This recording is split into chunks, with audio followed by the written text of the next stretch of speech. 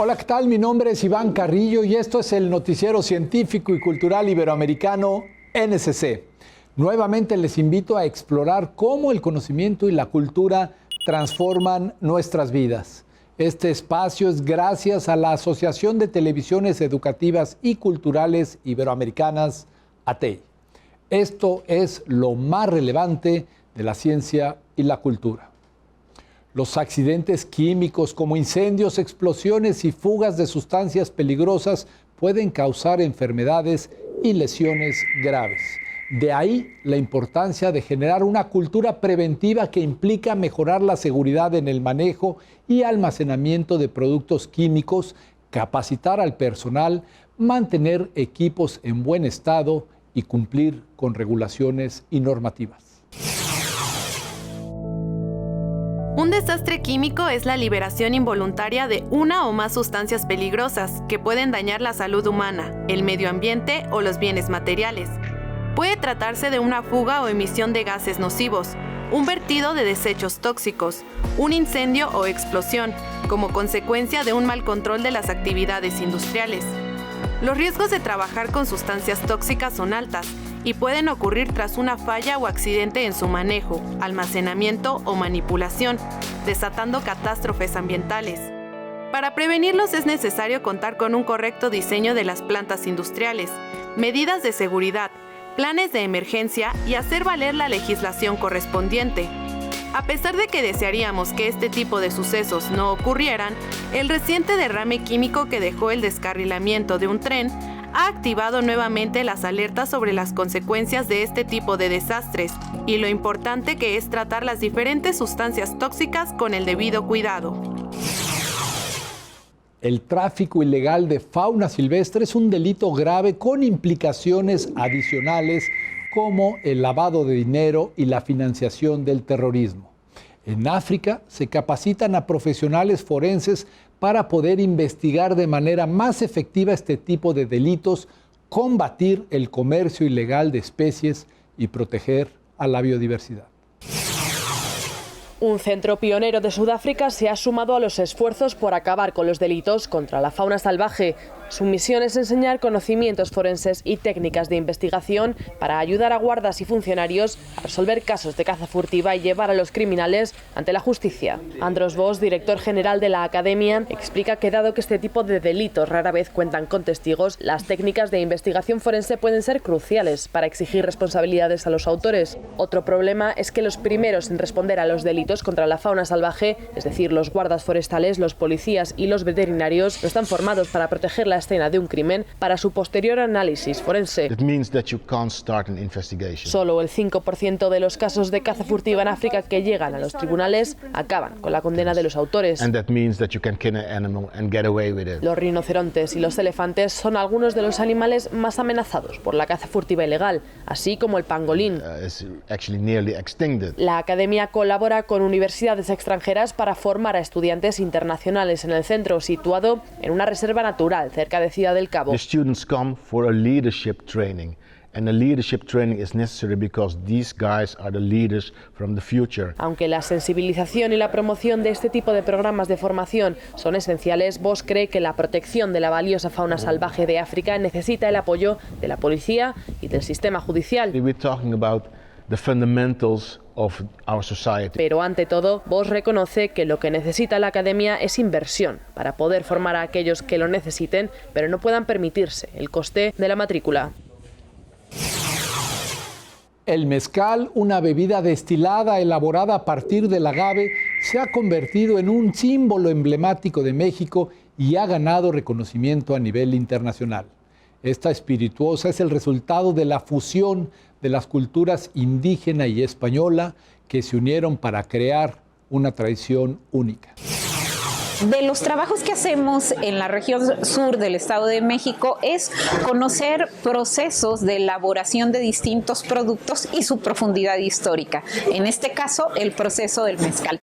A finales del siglo XVI se había dado un viaje que se había estado buscando desde la conquista española, que de hecho por eso se da la conquista, que es la conexión con Asia, que se consiguió el contacto a través del Océano Pacífico con las Islas Filipinas. Se dieron una serie de interacciones en toda la costa del Pacífico mexicano, no solo en la región de Guerrero, sino también en el norte, en Colima, también en Nayarit, que implicaron una conjunción de tecnologías de las que ya existían aquí. La región sur del Estado de México se encuentra en una zona muy cercana a Morelos, muy cercana a Guerrero.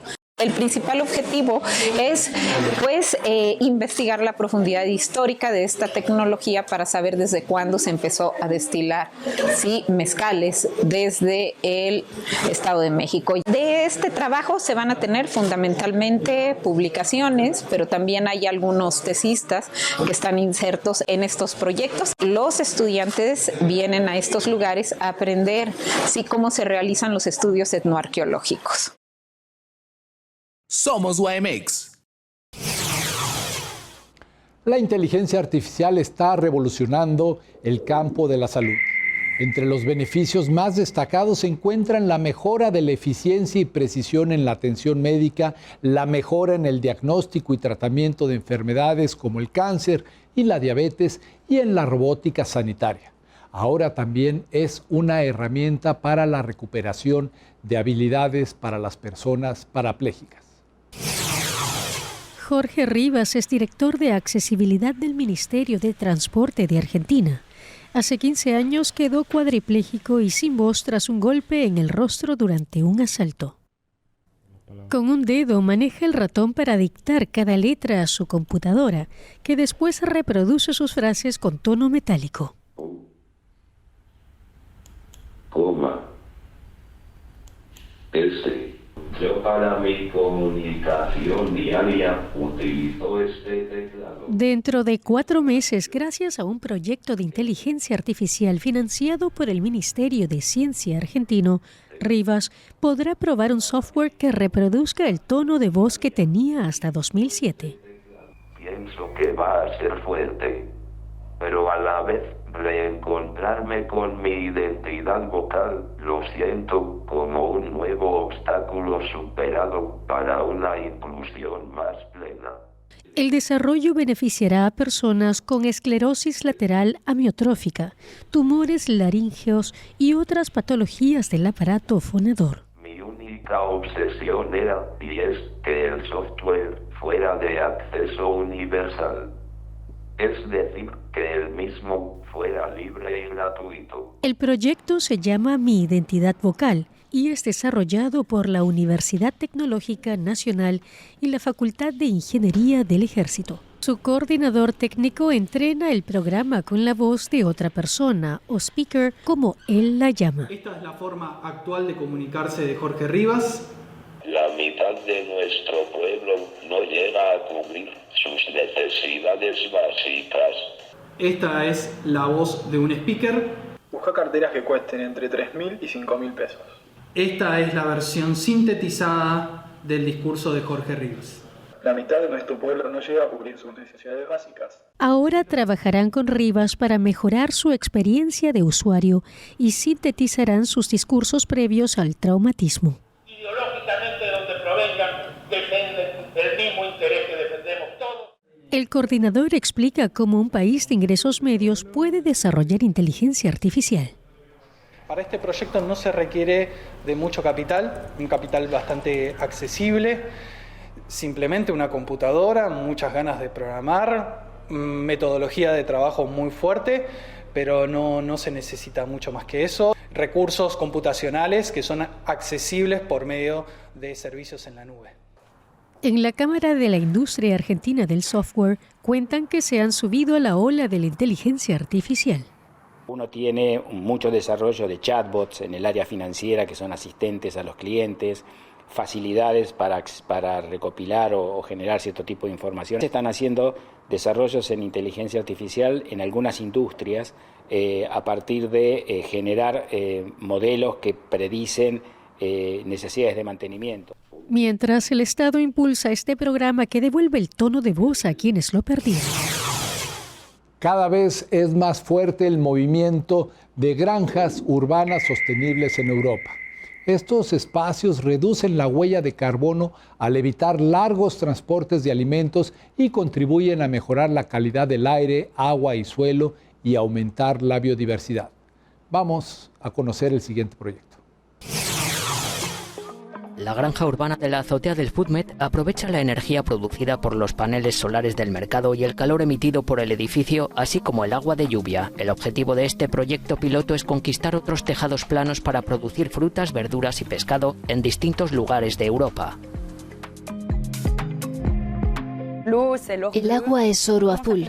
¿Cómo funciona el agua en la granja? Tenemos tanques de 100 metros cúbicos y recogemos el agua de lluvia. Esta agua de lluvia se mezcla con el agua de los peces que se enriquece con abono natural para regar nuestras plantas y ayudarlas a crecer. Cada gota de agua que no es absorbida por las plantas se recoge, se filtra y se reutiliza para el siguiente riego.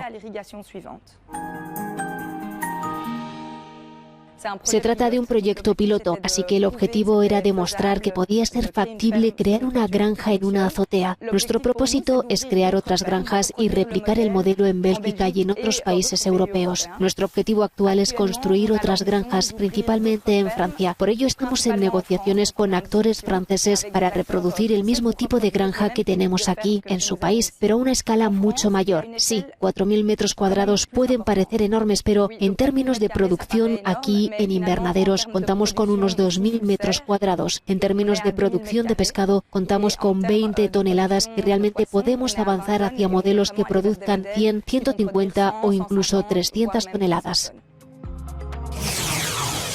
Esto es el noticiero científico y cultural iberoamericano. Síganos en nuestros canales de WhatsApp y Telegram.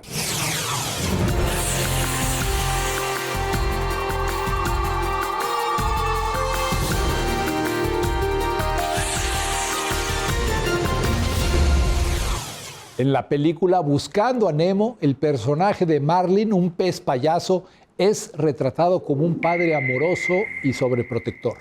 Un hecho que podría no estar tan lejos de la verdad, pues en la vida real los peces también desempeñan un papel crucial en la preservación de su especie.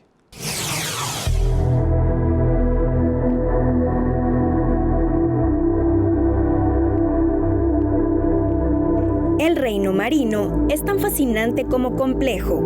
Por ello, estos padres se las tienen que ingeniar para que sus alevines tengan más oportunidades de vivir. En su mayoría, utilizan la estrategia de poner millones de huevecillos para garantizar la perpetuación de su especie, mientras que otros, como estos que veremos a continuación, utilizan otros mecanismos más sofisticados. Mariano Gutiérrez, biólogo marino del Acuario del Bajío, relató qué hacen el pez payaso, el cardenal pijama y el caballito de mar para ganarse el título del padre más padre del reino animal. Pez payaso. Cuando ves este pececito, seguro se te viene a la mente ¿Nemo? La verdad es que esta historia no está tan alejada de la realidad, ya que los payasos sí son sobreprotectores a comparación de los demás tipos de peces. Pez cardenal pijama. ¿Has escuchado la frase ¿se quita el pan de la boca por sus hijos? Pues con el pez cardenal esto es literal. Este pez endémico de las islas Banggai en Indonesia guarda a sus crías en un lugar muy seguro hasta que eclosionan. Para cumplir este rol, los cardenales pijama han evolucionado de tal manera que los machos tienen la boca más grande para poder albergar una gran cantidad de crías. Caballito de mar. El caballito de mar es un animal tan mítico como interesante, pues es una de las únicas dos especies de animales conocidos por la ciencia en que los machos son los que se embarazan.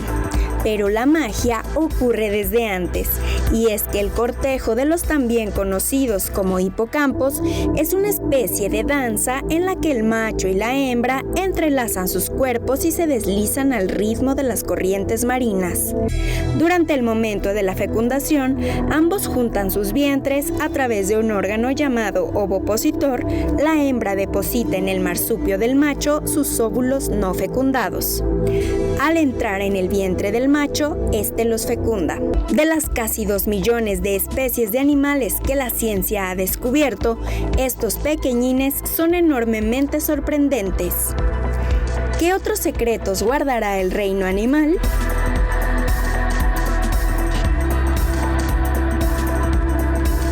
Con imágenes de Ezequiel Rodríguez, TV4 Noticias, Esmeralda Mares. La crisis socioambiental ha generado también conceptos impensables hace algunas décadas. Uno de ellos son los cementerios de CO2, que hoy se miran como una estrategia viable para reducir el dióxido de carbono en la atmósfera y frenar el calentamiento global. ¿Son una verdadera solución? Dinamarca inaugura un cementerio de CO2 transfronterizo. Según sus autoridades, el primero del mundo de este tipo. Se encuentra en el Mar del Norte, a casi 2 kilómetros de profundidad, y se espera que almacene hacia 2030 hasta 8 millones de toneladas por año de este gas de efecto invernadero. Un éxito fruto de la cooperación europea, celebra la presidenta de la Comisión. This is a story worth sharing.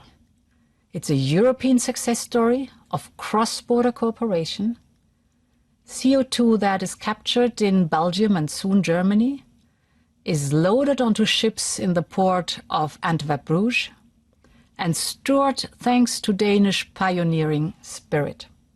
El lugar escogido es paradójicamente un antiguo yacimiento de petróleo.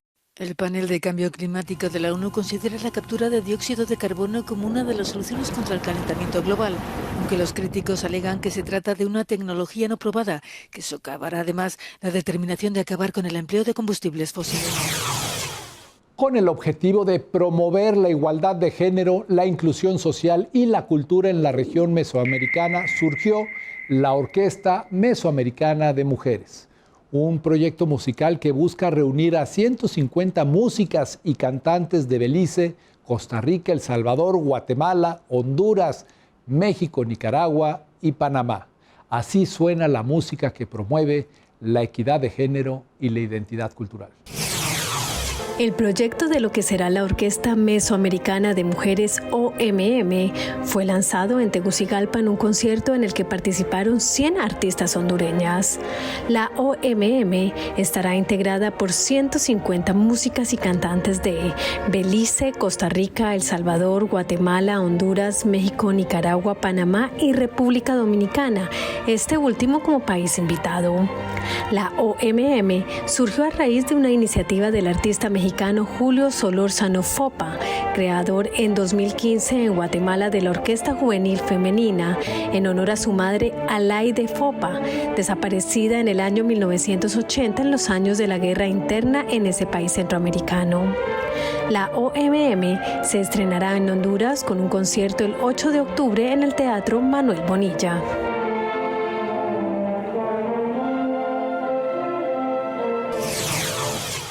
En el imaginario colectivo, el Hong Kong nocturno brilla con tubos fluorescentes de neón. Sin embargo, esta tradición cultural está en peligro de desaparecer en los últimos años. Los icónicos letreros luminosos que surgieron en la década de 1950 y han sido parte integral de la identidad de la ciudad, se enfrentan a una amenaza significativa. Los carteles de neón son considerados parte del patrimonio histórico de Hong Kong. Al caer la noche, los anuncios de los comercios convertían los barrios antiguos en un caleidoscopio de colores luminosos. Pero ahora muchos de esos tradicionales anuncios comienzan a apilarse como chatarra. Las autoridades locales han comenzado a eliminarlos citando motivos de seguridad. Si hay algo que define una escena como una escena de Hong Kong, será una casa de empeño de Hong Kong con un letrero de casa de empeño de Hong Kong. El neón en general se ha asociado durante mucho tiempo con Hong Kong. Ha sido en toda la década de 1960 y películas de los años 70 de Hong Kong. Es una parte integral de la historia visual de Hong Kong. La noticia de la remoción de este cartel se propagó en redes sociales y llevó a decenas de personas a tomar fotos de sus últimas luces. Finalmente fue rescatado por el grupo Tetra Neon Exchange, que encabeza una campaña de preservación y se encarga de recibir lo que consideran tesoros históricos en un patio de almacenamiento. Es desgarrador, rompe el corazón oír el sonido de los tubos siendo destrozados y que a los trabajadores les diera igual. Porque tuve el privilegio de comprender mejor el oficio y luego el valor artesanal o el valor cultural. Y por supuesto yo haría cualquier cosa que esté en mis manos para que no se repita esa situación. Ahora los neones están guardados junto a otras placas adornadas con diseños intrincados, con imágenes como caracteres chinos o palmeras, en una zona rural del distrito de Yuen Long. Chan espera exhibirlos un día en un sitio donde estén protegidos. Por supuesto, mi sueño es poder mantenerlos en una instalación de calidad de museo, con temperatura regulada, humedad regulada, para que también disminuya su tasa de deterioro, pero por el momento simplemente no podemos pagarlo. Según un conteo realizado por el grupo en 2022, quedan apenas unos 500 rótulos de los miles que hubo en Hong Kong. Con influencias de países vecinos como Turquía, Rusia, Persia y Armenia, la cocina georgiana ofrece una variedad de sabores y aromas únicos. Sus ingredientes como la carne, el pescado, las frutas, las nueces, las especias y las hierbas aromáticas son la base de platillos tradicionales que han sido rescatados recientemente del olvido.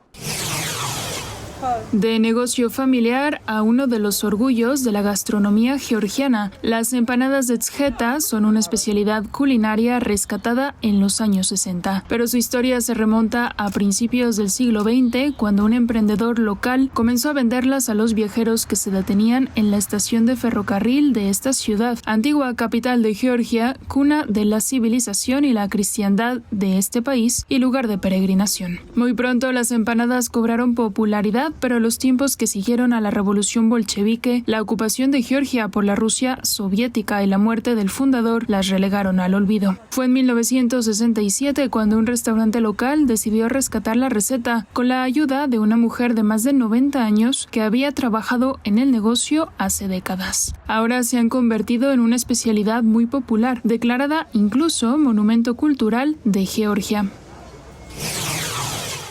Gracias por acompañarnos en el noticiero científico y cultural iberoamericano NSC. Este espacio es posible gracias al apoyo de los socios de ATEI y de las agencias informativas AFP, EFE, Xinhua, Euronews y Deutsche Welle. Mi nombre es Iván Carrillo. Me despido por lo pronto, no sin antes invitarles a visitar nuestra página noticiasnsc.com y a utilizar nuestra aplicación. La próxima emisión, más información científica y cultural.